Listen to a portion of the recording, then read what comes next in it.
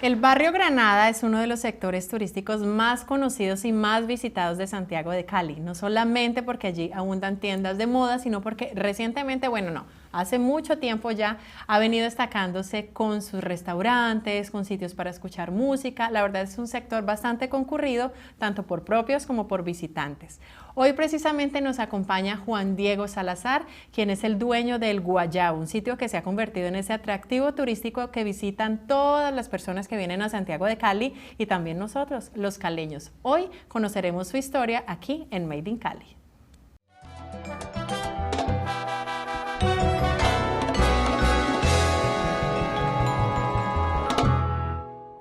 Bueno, Juan Diego, ¿por qué el Guayabo? ¿De dónde nace ese nombre?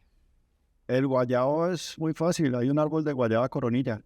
Ay, me A encanta. la mitad del guayabo hay un árbol de guayaba coronilla que tiene como 70 años. Ok, y da fruto, obviamente. Sí, está bien. Qué delicia. Y de ahí nació el Guayabo. Ahí nació el nombre. Pero entonces vos empezaste con la idea de voy a tener un establecimiento y simplemente llegaste a ese lugar, había un Guayabo y por eso. No, ¿Cómo fue? a ver, yo me fui de Cali Mm. por temas de violencia. Estuve varios años por fuera de Cali y trabajé en Europa en el sector de la hostelería. Ok. Cuando me aburrí de la hostelería, no de Europa, sino de la hostelería en Europa, decidí venirme a Cali a hacer lo que había aprendido en todos esos años. Ese local siempre lo vi desde afuera. Siempre pasaba por un lado del local y se veían árboles adentro. Y decía, eso ahí tiene que ver muy bacano, eso ahí tiene que haber algo chévere para montar como un beer garden, que era lo que querían ponerse. Sé que se manejaba en ese momento de concepto, pero nunca entré. Pero me demoré 3 años pasando por ahí. Yo mantenía en un bar más arriba y pasaba todos los días por ahí y decía ese loco, pues porque yo ya venía con Pero la era idea. como un local desocupado. Era un lote, Ok, era un lote. Hasta ese momento yo pensaba que era un lote, que ok. estaba al lado de una casa. Eh, y en esa yo buscaba, porque yo veía el lote, pero yo tenía un concepto de hacer otra cosa. Yo quería montar como una especie de bar cutre, como los que hay en España, para vender tapas, o algo que pudiera atender yo solo, sin necesidad de nadie más. Y un día no me aguanté más y me salté la tapia de donde está Sí. donde queda el guayabo. Cuando yo salté la tapia, yo caí ahí, yo vi los árboles y eso, pues era un patio, en realidad ya no era un lote, sino un patio de una casa con un par de habitaciones abandonadas. Y dije, no, esto está una chimba, esto yo lo quiero. Ujú.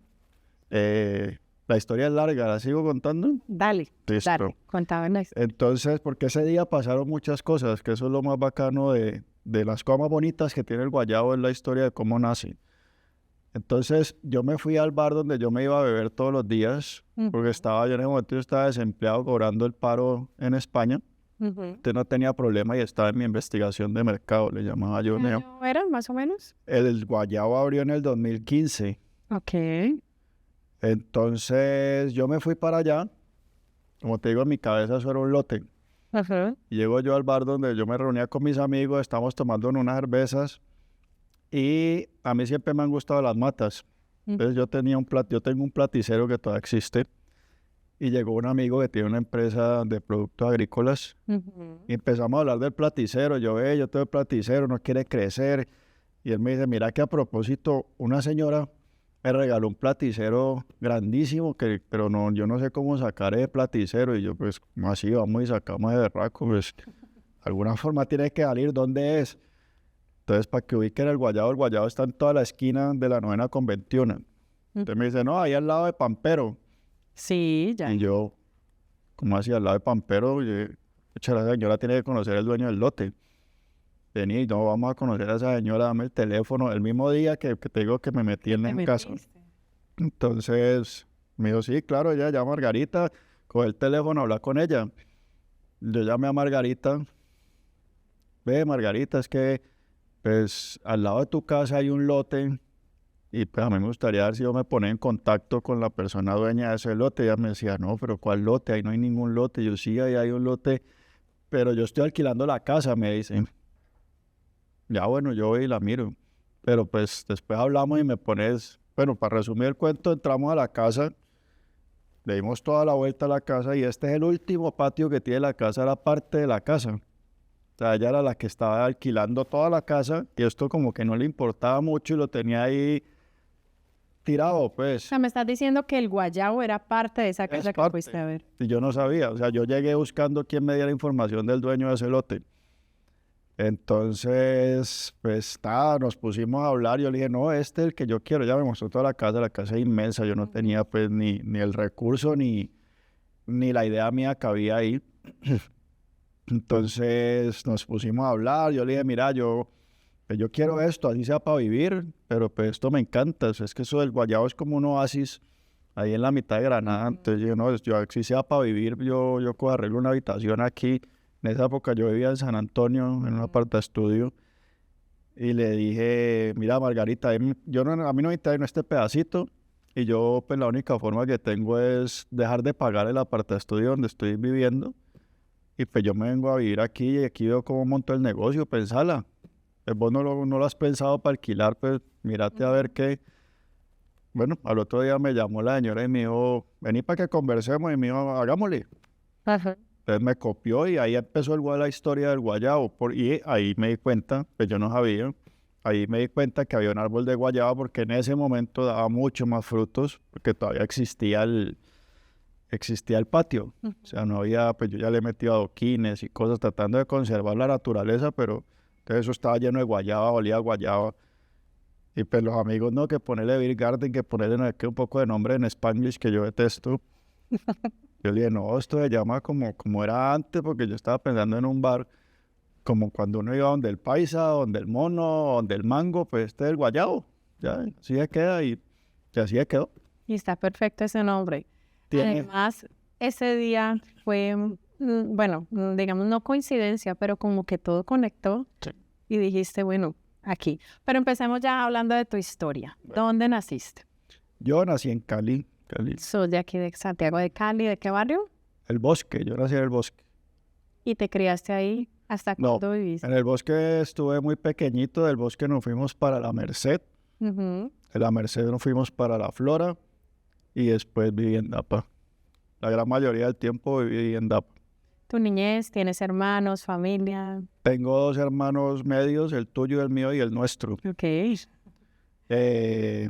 Mis padres ya fallecieron y tengo una novia.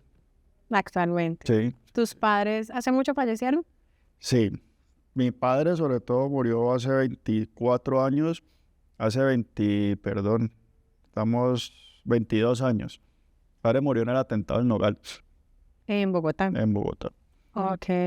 Entonces, que es una de las razones por las cuales nos fuimos de Colombia. Ok. Hablabas cuando recién empezamos que, bueno, te había sido, me imagino que es una de las razones. ¿Qué otras razones existen para que decidieras irte? En esa época, en esa edad, pues porque el mundo es muy grande y pues a mí siempre me ha gustado conocer, me fui a aventurar. Digamos que yo ya había salido de Colombia, pero siempre ha sido ir a conocer, a ver otras culturas, a vivir experiencias. Cualquier cosa menos que trabajar, aunque siempre lo único que hice fue trabajar. Bueno, ¿y cómo recuerdas tu niñez? Muy bacana. ¿Qué A te encantaba mí, hacer, jugar? Cali, yo soy uno de los que yo creo que yo lloro internamente todos los días recordando ese Cali que era muy bacano cuando uno jugaba en la calle, cuando todas las historias, sobre todo yo soy norteño, Ujú. toda la vida he sido norteño, el norte de Cali para mí es muy particular en todo lo que es la ciudad. Y habían historias hay historias de ese Cali muy bacano, de salir al parque, jugar fútbol, jugar lleva, andar en bicicleta. eh, una ciudad muy bonita, digamos que yo no percibía pues el civismo y la cultura, o estaba muy pequeño, pero pues uno ve las fotos y las historias Ajá. y, y me hacen, nada, yo solamente recuerdo una niñez muy chévere de Cali. Con tus hermanos, con tu familia. Yo fui, bueno, mis hermanos son mayores, pues precisamente porque cada uno es es el hijo de mi papá, el hijo de mi mamá y yo soy el Los hijo de los tuyos, los dos. míos, los nuestros. Sí. Entonces, pues la diferencia, pues como debe ser, es mayor porque Ujú. y yo solo viví con el hijo de mi papá. Ok, El hijo de mi mamá vive en Barranquilla, ok. toda la vida vive. Pero pues sí, pues sabía, es más, era uno de los que me contaba esas historias bacanas de Cali, porque ella era adolescente y yo era pequeño, ¿Y dónde estudiaste? en el Bermanch. Ok, ¿cómo recuerdas esa época del colegio? Chévere, chévere el colegio. Ahora que caminaba por acá, dije, "Güey, puta, ay, ¿eso se puede decir? Sí. Sí, ok. Yo me hubiera quedado estudiando toda la vida, muy sabroso. Y no fui nunca un buen estudiante, no sé si porque quería hacer muchas veces los años, pero la época de estudio es que lo que dicen los papás, y hoy ya me siento, ya se vuelve uno viejo, dice, la época del colegio es muy bacana, ¿Es la mejor? Sí. es muy bacana, pues la única responsabilidad es estudiar. Así es. Y Entonces, sales, perdón, del colegio y ya, no sé, te veías siendo empresario o qué estudiaste. mira, yo soy hijo de un empresario. Ajá. Y mi papá siempre nos incautó que inculcó, Incautó. inculcó Inculcó. que nunca fuéramos empleados.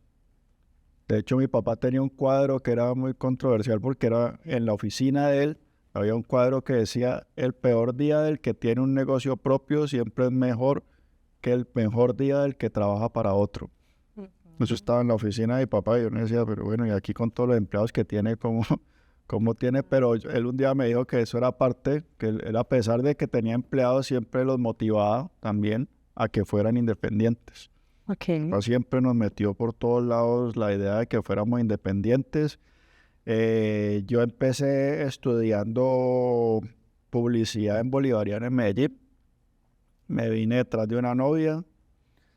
Me metí a estudiar administración en la Javeriana. Ajá. Nada de eso he terminado. Después ya me fui a vivir a Europa. Bueno, estuve viviendo en Estados Unidos un tiempo. Y de ahí ya me vine para acá. Estuve un tiempo, me fui, mataron a mi papá, me volví a ir. Allá estudié ortoprotésica, que tiene que ver con lo de mi pierna. Y ya eso es lo que he estudiado. ¿Cuántos años tenías cuando tu papá partió? Yo tenía 23 años. ¿Y cómo afectó eso a tu familia? La desbarató, acabó con mi familia. Eso acabó 100% con mi familia. Eh, Mi papá era una persona con mucho no poder, era el símbolo de la familia. Y al él, El estandarte. pues cuando él ya faltó, se desbarató. Mi mamá estuvo en el atentado también. Mi mamá también fue víctima del atentado. Ella quedó emocionalmente Ajá. destruida, una cosa que nunca recuperó. Entonces, pues como que cada uno, mi hermano ya no vivía con nosotros, mi hermano se fue muy pequeño a vivir a Bogotá, desde que él fue a prestar servicio militar y se quedó allá. Entonces éramos mi papá, mi mamá y yo. Ok. Entonces se muere mi papá y pues mi mamá no sabía ni qué hacer con su vida, yo estaba muy pequeño. Al final, por algo positivo dentro de todo ese desastre, pues alguien se enamoró de la empresa, nos la compró y nosotros cogimos cada uno para su lado. Entonces sí, la familia se acabó. Ok, pero finalmente tu padre logró sembrar en ti como esa semillita por los negocios, por el emprendimiento. Sí, sí, Digamos que eso lo rescatas de él. sí, sí, claro. De las cosas de pronto más bonitas que te enseñó o una enseñanza grande de tu papá, aparte de esa, ¿recuerdas otra? Sí, mi papá siempre, y lo tengo aquí tatuado, siempre decía que el que no vive para servir no sirve para vivir.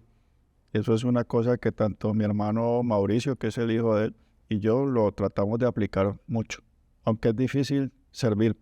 Sí, es difícil a veces, pero bueno, normalmente lo terminamos haciendo en cualquier área de nuestras vidas. Sí, lo tratamos de aplicar de alguna forma, sí. Bueno, y entonces te vas luego con el tiempo para Europa. ¿Cuánto tiempo duraste en Europa? Yo viví en Europa,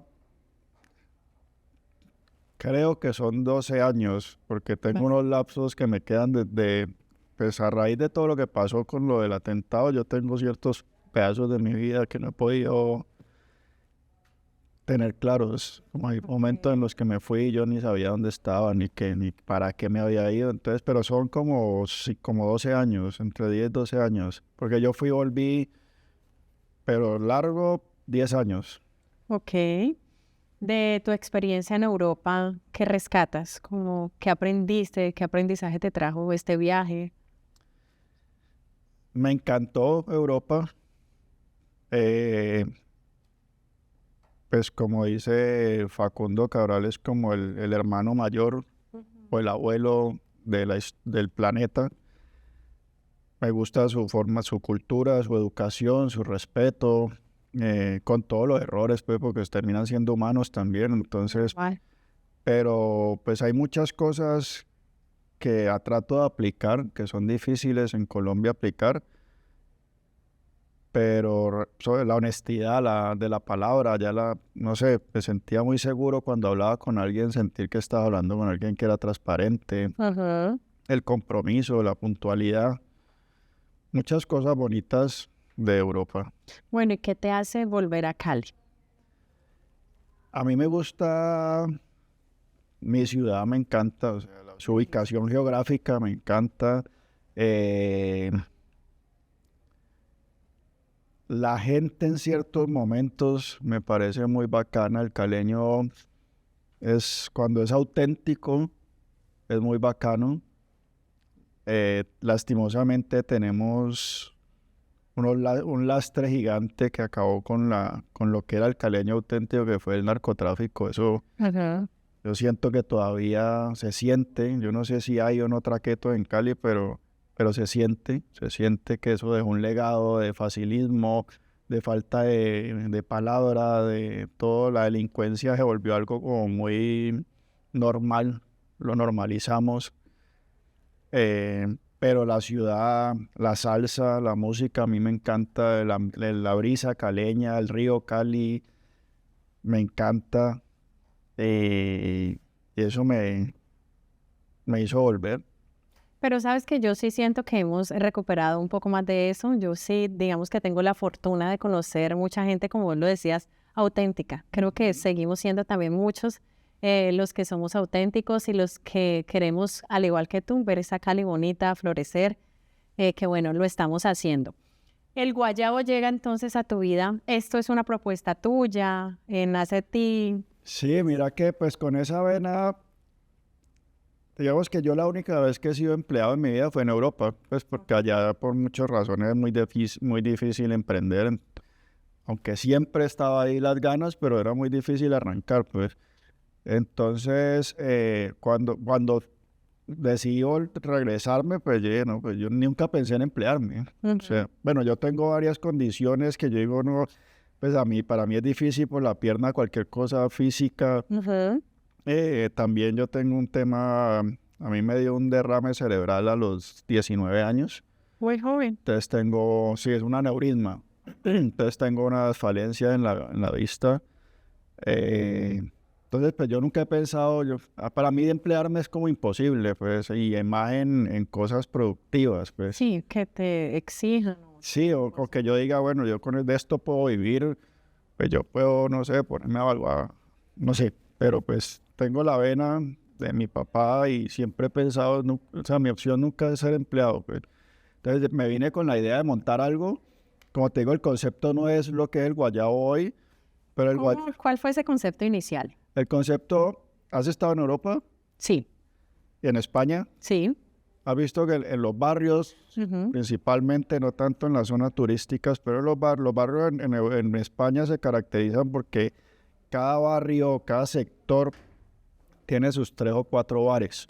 Allá el bar es más de comida, allá llaman bar de tapas o bar de copas. Sí, sí, sí. Es como para ir a conversar, que pues el protagonista es el camarero o el bartender, que normalmente es el dueño. Sí, sí, sí. Entonces era algo así donde la gente, a mí me gusta conversar, es de las cosas que más me gusta.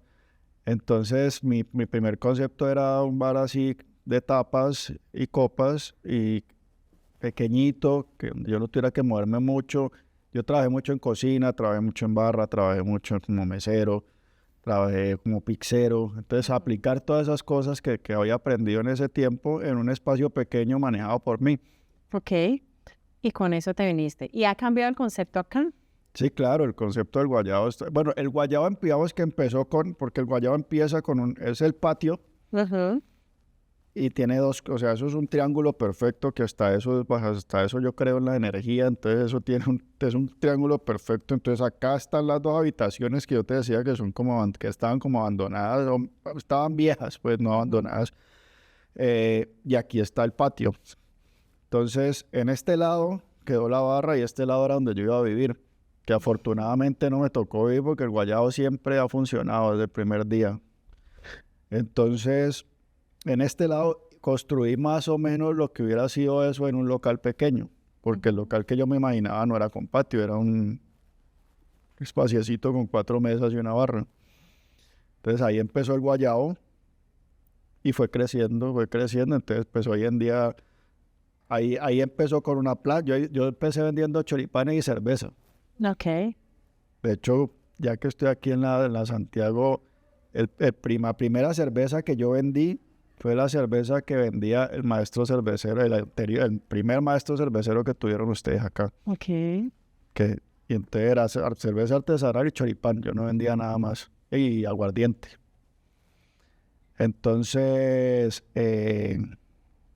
ahí fue cambiando, fue creciendo. A medida que el mismo público y los mismos amigos fueron pidiendo cosas, yo fui agrandando. ¿Y qué si yo voy hoy al Guayabo, con qué me encuentro?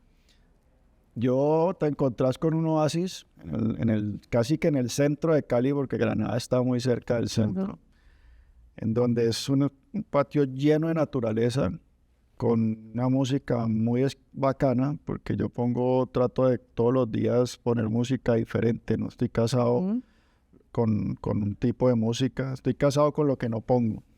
Ok. Es un espacio parchado donde se puede conversar, que es una de las cosas que cuando llegué de Europa me di cuenta que aquí el único sitio donde yo iba a conversar era en la colina de San Antonio, pero el resto todo era tipo Bourbon, que es música pues a todo taco, es otro concepto. Y yo decía, bueno, y aquí ya acabaron los bares para uno ir a hablar. Entonces, una de las características es que el volumen del guayabo es para poder conversar sin que sea aburridor ¿Qué días funcionan? de martes a domingo. ¿Y hay musiquita en vivo de vez en cuando? Estamos empezando a implementarlo porque yo tenía una lucha con el tema del sonido, porque como está en la mitad de Granada Sí. y es abierto, Sí. entonces pues he querido respetar siempre a los vecinos y en este momento estoy tratando de meter de vez en cuando.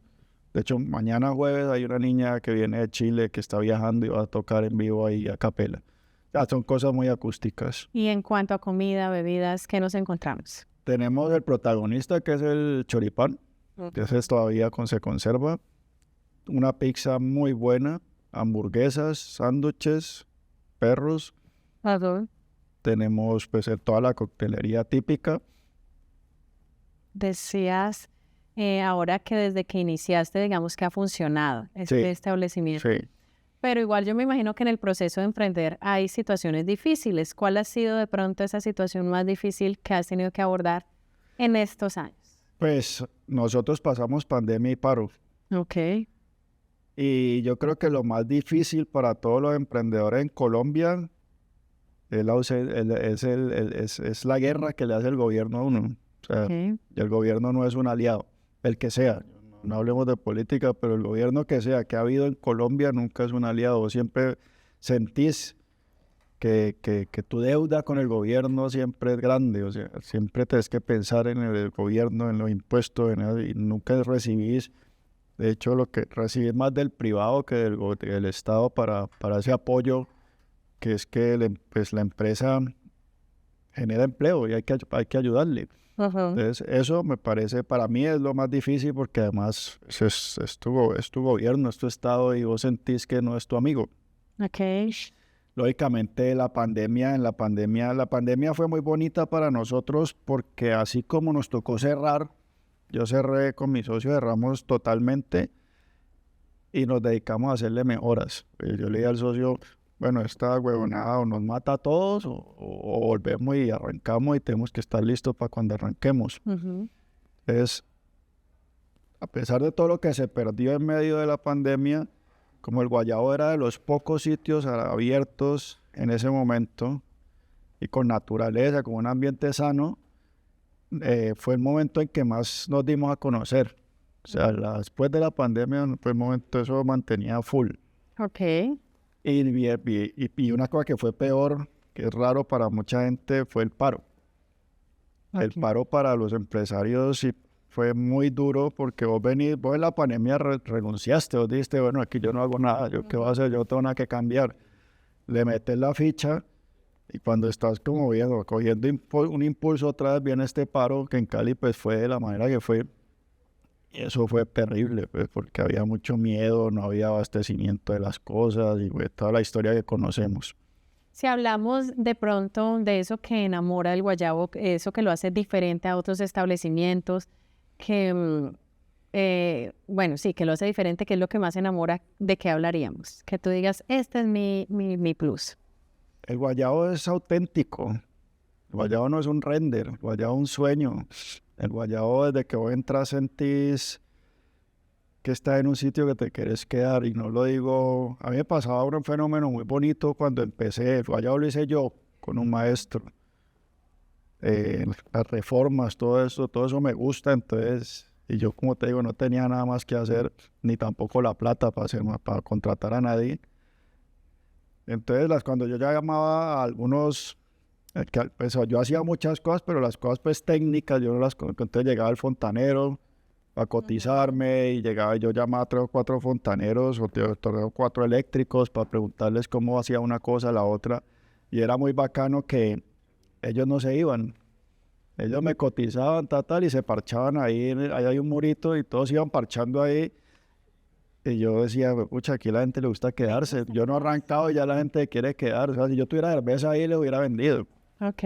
Entonces, esa magia, el Guayabo tiene siempre. Yo no sé, yo muchas veces le digo al socio que eso tiene que... Pienso mucho en mis papás, que esa energía, que ellos pues yo no soy creyente, pero como te digo, creo en las energías. Y que de alguna manera a mí se me han dado muchas cosas para que el negocio funcione y eso lo sentís cuando vas. Te sientes que estás en un sitio a salvo. Hablábamos de tu papá anteriormente, ahora hablemos de tu mamá. ¿Hace cuánto no está? Mi mamá murió hace aproximadamente, yo recuerdo la fecha de mi papá porque es inolvidable, pues, pero la de mi mamá tiene más o menos como unos 6 años, 7 años de haber muerto. Ok. 8 años. ¿Cuál es el aprendizaje más lindo que tienes de ella? La autenticidad. Ok. Mi mamá, yo tengo una mezcla de raza muy chévere. Mi mamá era holandesa. Te quedo tus tulipanes aquí. Mi mamá era holandesa, nacida en Barranquilla, criada en Barranquilla de padres holandeses. Y mi papá es de Quimbaya, Quindío, criado en Cali. O sea, yo tengo una mezcla, la berraca. Interesante. Y bacana. Claro. Y bacana porque son razas chéveres, los cuyabros, los holandeses. Ahí hay una mezcla muy bacana. Y entonces yo de mi mamá, lo que más me gustaba de mi mamá y lo que algunas veces me pasa, que mi papá sufría mucho, es que mi mamá era exageradamente imprudente. Y eso me encanta. Auténtica. Son imprudentes vos. Auténtico. Bueno, ¿ella alcanzó a conocer el Guayabo o no? Ella a ese otro, yo no sé si ella fue al Guayabo. Ella supo que porque ella me ayudó de alguna manera a empezar, pero no lo vio funcionando. No lo vio funcionando. ¿Lo está viendo en este momento? Lo está viendo ahora, sí, y está ayudando. Ok. Hablabas también anteriormente de que estudiaste muchas cosas, entre esas, no recuerdo el nombre, que tenía que ver un poco con tu condición. Sí, protésica. Porque esto es de nacimiento, pasó. Yo nací con una pierna, yo nací con un pie aquí, para resumir el problema. Yo nací con un pie aquí, pues eso fue hace 48 años, que no existía nada para... Hoy de pronto sí hay soluciones. En ese entonces, pues todos los médicos le decían a mi papá que lo mejor era amputarme, porque pues no existía nada, ningún tratamiento. Mi papá nunca me amputó. Él dijo que el día que él se quiera amputar, que ampute él, yo no le voy a quitar nada de lo que... Perfecto. Y yo usaba, con ese piecito, yo usaba algo muy parecido, pero hace de cuenta que aquí iba mi talón Ajá. y mis dedos entraban aquí. Ok. Caminaba empinado, pero no porque tuviera que estar empinado, que mi pie era así. Mi pie se llama pie equino. Ok. Y hace 6 años decidí amputarme. Ok. Decidí amputarme porque pues yo veía que hay muchos adelantos en las prótesis para personas amputadas que no son tan fáciles de aplicar al tema, al problema, pues por llamarlo de alguna manera, que yo tenía. Ok. Entonces, pues, como le dije yo al ortopedista, yo le dije, pues que yo el pie no lo uso y no para ir al baño por la noche, porque yo podía pararme en él, pero el resto yo siempre andaba con la prótesis, entonces yo decía, yo no voy a extrañar mucho mi pie, cosa de la que después me di cuenta que sí lo extraño un poquito, pero no fue algo muy dramático, pues.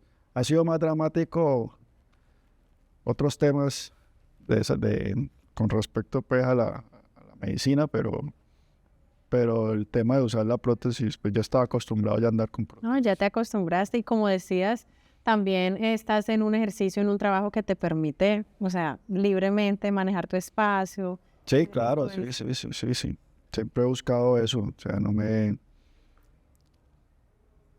gustan los jefes. Perfecto, está bien.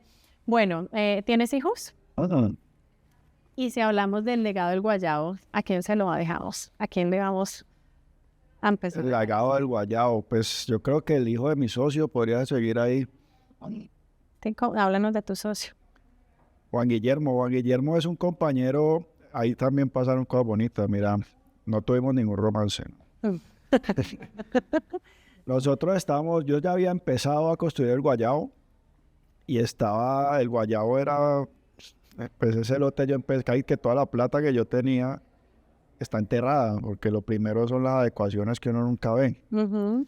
Entonces íbamos a celebrar los primeros 10 años de graduados del colegio.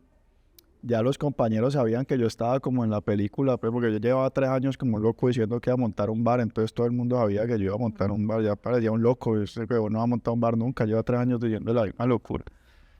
Entonces, pues cuando ya hicimos la reunión y mi socio me acercó, el hombre estaba medio prendidito y me dice, hey, que vos vas a montar un bar, nosotros no éramos amigos del colegio, éramos compañeros. Y que vos vas a montar un bar, ¿verdad? Todo chicanero, y yo tengo plata para meter ahí. Yo, listo, sí, bueno, yo me quedé callado, lo llamé el lunes. ¿Te acordás? Vio Torres, weón, ¿te acuerdas de lo que hablamos allá en la reunión? Y me dice que no se acordaba de nada, mío.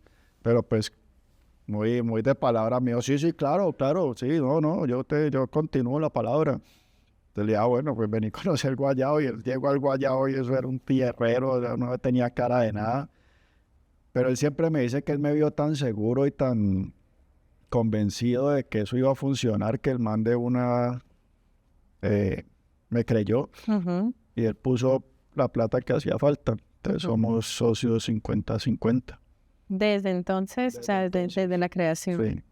Sin haber peleado ni una vez. Eso te iba a preguntar. No, nosotros tenemos una cosa muy clara, sin haberla conversado, y es que él no tiene absolutamente idea de bares, no tiene la más mínima idea. Y yo no sé nada de lo que él hace. Entonces él no se mete en nada de lo que tiene que ver con el negocio, solamente en lo que yo le dije, que yo era muy malo. Yo lo único que yo necesito es que maneje la plata, porque si no yo la vuelvo mierda. Él es para lo administrativo y vos. La plata, solo la plata. Solo él sola, porque él tiene, pues está muy ocupado, tiene sus negocios, tiene otras cosas. Y pues las veces que ha querido aportar, es mejor que no aporte. Y vos te metes en la cocina a preparar y todo estas Al comienzo todas las recetas son mías. La masa de la pizza empecé a hacerla yo y después pedí ayuda, pero es una masa de nuestra. Casi todo lo que hay en el guayabo es muy casero. Ujú. A pesar de que son comidas rápidas, entre comillas, pero son comidas rápidas como las haría uno en la casa. Ok. Nosotros compramos la carne molida y hacemos nuestras hamburguesas. compramos, hacemos nuestra masa, hacemos nuestra pomodoro, hacemos adobamos nuestros pollos para los sándwiches, todo se hace ahí en la salsa de la casa, todo lo hacemos nosotros. Muy artesanal. Sí, sí, sí, sí. Bueno, y ya me imagino que estás ya súper enamorado de este proyecto. ¿Regresarías a Europa? Sí, ¿Pero a vivir o...? sí, sí, Ok. sí, sí. ¿Y el guayabo qué? Lo que ya llegué al punto del guayabo, bueno, ahí no me preocuparía tanto que la parte administrativa, porque pues afortunadamente pues ya tenemos un equipo chévere y pues en 10 años hemos hecho las cosas, yo pensaría que bien, Ujú. y yo podría faltar, pero sí es verdad que la esencia del guayabo pues tiene mucho que ver con mi personalidad. No es que sea yo, pero sí tiene mucho que ver con mi personalidad. Entonces me podría sentir un poquito la ausencia, pero más que todo en ideas, porque pues a mí me encantan las ideas y todo lo que vos ves en el guayabo me gusta aportar, pero yo creo que ya estaría en un momento en el que yo podría por lo menos trabajar desde lejos. ¿Crees que sí? Sí, sí, sí, sí, sí. Pero vos, como decís, y lo que he conversado y lo que he conocido, sos como el alma y el corazón también del guayabo. Sí, pero lo puedo sostener porque yo, no, pues, por ejemplo, yo Amor a distancia. en este momento sí, pero pues sin que sean 4. Yo he trabajado de la manera que la gente no te da claro quién soy yo. Mucha gente cree que el dueño del guayabo es uno nuestros trabajadores o colaboradores que, bueno, nosotros tenemos una ceremonia que hacemos, un ritual que hacemos todos los viernes. Nosotros hacemos un brindis de agradecimiento todos los viernes con todos los que Qué están ahí, bonito. con toda la gente que está ahí. Y lo empecé haciendo yo y precisamente ahorita lo hace Valentín y mucha gente piensa que él es el dueño. ¿Quién es Valentín? Valentín es uno de los colaboradores del guayabo. ¿Y qué ese ritual en qué consiste? ¿Qué hacen? Después de la pandemia, no sé, me pregunté por qué, yo dije, "Ve, pues voy a brindar con la gente agradeciéndole que sigan viniendo aquí al guayabo". Entonces se lo comenté pues a una de las empresas que nos, ¿puedo decir nombres? Sí, claro que sí. Le dije a Corona, porque el guayabo, nuestro gran aliado y que nos ha dado mucho la mano es Corona. Ok. Entonces les dije a ellos que yo tenía esa idea, que yo quería hacer un brindis todos los viernes con la gente que estaba ahí en el guayabo de agradecimiento. Es que la gente agradezca, que siempre nos olvida agradecer, que siempre pues, nosotros todo lo damos por hecho Ujú. y pues siempre hablamos, como lo han dicho en muchas partes, del agua caliente, una buena almohada, una buena cobija, salud, todas esas cosas se nos vuelve pues que ya es paisaje y se nos olvida agradecer. Entonces yo paro un momentico en la noche, primero repartimos la cerveza, después el que sea Valentín, yo, si alguien se anima, Claro. dice unas palabras de agradecimiento, brindamos y la cosa continúa. Qué bonito. ¿Hasta qué horas atiende? Hasta las 2, los fines de semana hasta las 2 y entre semana hasta las 11. En temporadas, ¿cuál es como la temporada, la mejor temporada para ustedes? ¿Diciembre o otra de las? A mí me da mejor después de diciembre. Como la gente que viene a Cali o la gente que... Yo no soy muy de feria, o sea, el Guayabo no es un sitio de la feria, es más bien como... No es antiferia porque a mí me gusta la salsa y me gusta la feria, pero es como el que busca un espacio más tranquilo. Ajá. El Guayabo es parchado, es Para ir a hablar con amigos, como para ir a decías. conversar y a botar corriente y pues hay veces que uno se puede hasta enrumbar, pero es más como para ir a tertuliar. ¿Salsita ponen? Claro, Ah, perfecto. claro. Los martes ponemos salsa. Ok, perfecto. Martes de salsa. Mm. Me va a tocar visitar. De los miércoles, perdón. miércoles, que ok. martes era el comienzo, pero lo cambiamos para hoy es el día de salsa. Ah, bueno, entonces nos vamos de aquí para allá. Excelente. Bueno, ¿y cómo te sueñas o cómo ves el guayabo en unos 10 años? Muy parecido a como está. Yo creo que le haría un par de cambios de caprichos.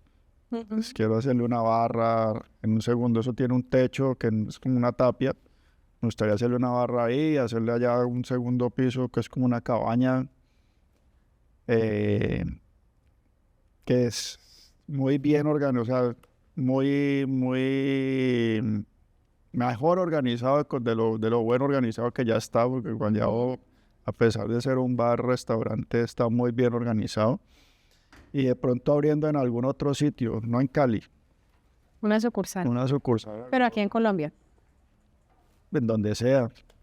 Pero me gustaría tener como un referente en otra parte, como ir sembrando en cualquier otro lugar, sea en Colombia, o sea en Europa, o sea donde sea. Qué delicia. Bueno, finalmente una recomendación, un consejo para los pelados que tal vez como vos tuvieron un sueño al principio y se les dificulta, o sea, cómo hablarles de pronto de la persistencia, de seguir el corazón. Mira, el guayabo es lo único en que yo he sido constante en mi vida. El guayabo del negocio, ¿no? Sí, no, el guayabo quedó, el guayabo. Es lo único y que para mí fue muy difícil. Yo soy muy inconstante y yo me puse ese propósito y dije, esto lo voy a empezar y lo voy a hacer y lo voy a... Y eso me enseñó mucho a ser constante, a perseverar, porque es difícil, es difícil. El problema del emprendimiento más grande es cuando vos dependés 100% del emprendimiento. Ujú. Digamos que en algún momento mi responsabilidad no me dejó caer en cuenta de eso. Era Ujú. un pelado y pues yo pues, he sido hijo de papi en muchas ocasiones. Ujú. Entonces, que no veía eso que para la gente que vive 100% de su emprendimiento, pues es un paso duro, porque Sí. es como que abandonar todo, tirar todo al vacío y a ver cómo lo saco adelante.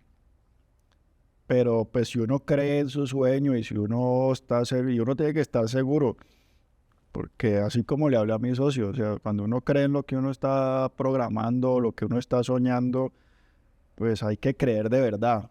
Que hay veces se quiere creer las cosas y otra cosa es creer de verdad, creer 100% y hacerle. También hay un momento que a mí no me ha tocado y espero no me toque, es también saber renunciar, Ujú. porque pues ahí va la vanidad del emprendimiento y es que es difícil saber en qué momento decir por aquí no fue y eso no es malo, Ujú. que eso Aprendizaje. lo que nos sirvió fue la idea, pero no la persona, que es lo que muchas veces confundimos.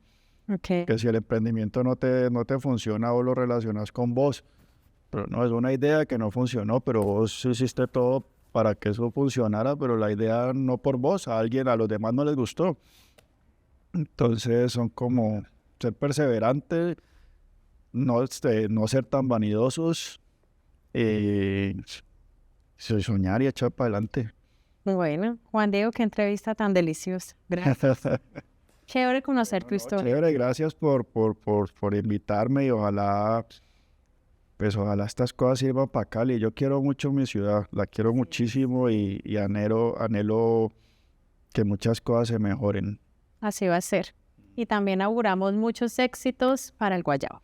Bueno, y nos vemos allá en el Guayabo, pues es un sitio muy bacano, les va a encantar. Así es, todos ustedes cordialmente invitados al Guayabo. Recuerden que esto fue Made in Cali desde la Universidad Santiago de Cali.